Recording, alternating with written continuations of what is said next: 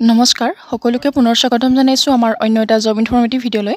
আজিৰ ভিডিঅ'টোত আপোনালোকৰ বাবে খুব এটা ভাল খবৰ লৈ আহিছো কাৰণ আপোনালোকৰ বাবে টাটা ষ্টীল ৰিক্ৰুইটমেণ্ট 2025 ইতিমধ্যে মুকলি হৈছে।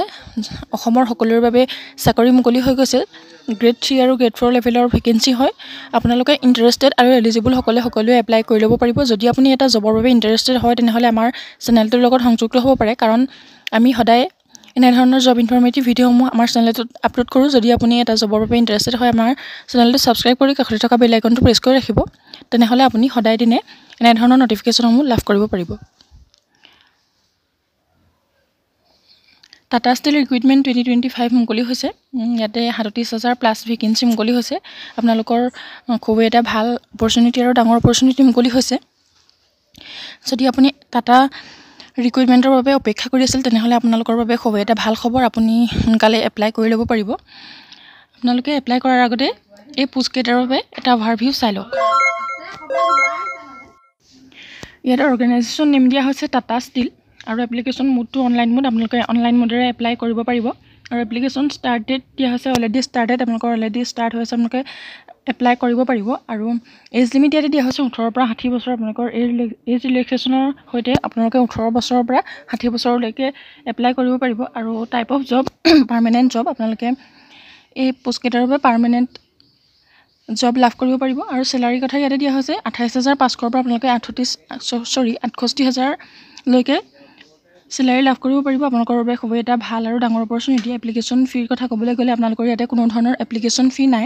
আপোনালোকে জেনেৰেল হওক, OBC হওক, EWS হওক, SC হওক, ST হওক, কোনো ধৰণৰ আপোনালোকে এপ্লিকেশ্যন ফি দিব নালাগে। আপোনালোকৰ এটা খুবেই প্লাছ পইণ্ট, আপোনালোকৰ বাবে খুবেই এটা ভাল অপৰচুনিটি এইটো।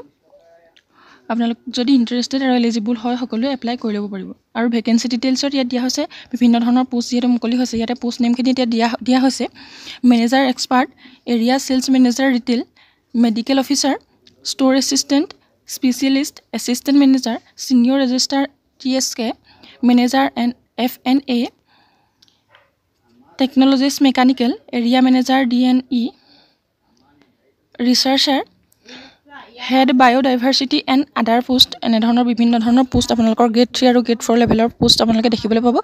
যদি আপুনি ইণ্টাৰেষ্টেড আৰু এলিজিবল হয় আপোনালোকে এপ্লাই কৰিব পাৰিব আৰু ইয়াতে চিলেকশ্যন প্ৰচেছটোৰ কথা কোৱা হৈছে। আপোনালোকৰ কোনো ধৰণৰ ইয়াতে লিখিত পৰীক্ষা নহয়। আপোনালোকৰ যিহেতু লিখিত পৰীক্ষা নহয় আপোনালোকৰ বাবে খুব এটা ভাল অপৰচুনিটি। আপোনালোকৰ ইয়াতে ইণ্টাৰভিউৰ যোগেদি আপোনালোকক চিলেকশ্যন কৰা হ'ব। আপোনালোকে এনেদৰে এই পোষ্টকেইটাৰ বাবে এপ্লাই কৰিব পাৰিব আৰু মিনিমাম এজ লিমিট ইয়াতে 18 বছৰ আৰু মেক্সিমাম আপোনালোকৰ দিয়া হৈছে 60 বছৰলৈকে আপোনালোকে এপ্লাই কৰিব পাৰিব। যদি আপুনি ইণ্টাৰেষ্টেড আৰু এলিজিবল হয় এপ্লাই কৰি ল'ব পাৰিব। অলৰেডি এপ্লিকেশ্যন ষ্টাৰ্ট হৈ গৈছে। ভিডিঅ'টো আজি ইমানেই আছিলে। যদি ভিডিঅ'টো ভাল লাগে এটা লাইক কৰিবলৈ নাপাহৰিব আৰু যদি চেনেলটো প্ৰথমবাৰৰ পৰা আহিছে তেনেহ'লে চেনেলটো ছাবস্ক্ৰাইব কৰি কাষতে থকা বেল আইকনটো প্ৰেছ কৰিবলৈ একেবাৰে নাপাহৰিব। ভিডিঅ'টো শেষলৈকে চাই থকাৰ বাবে বহুত বহুত ধন্যবাদ।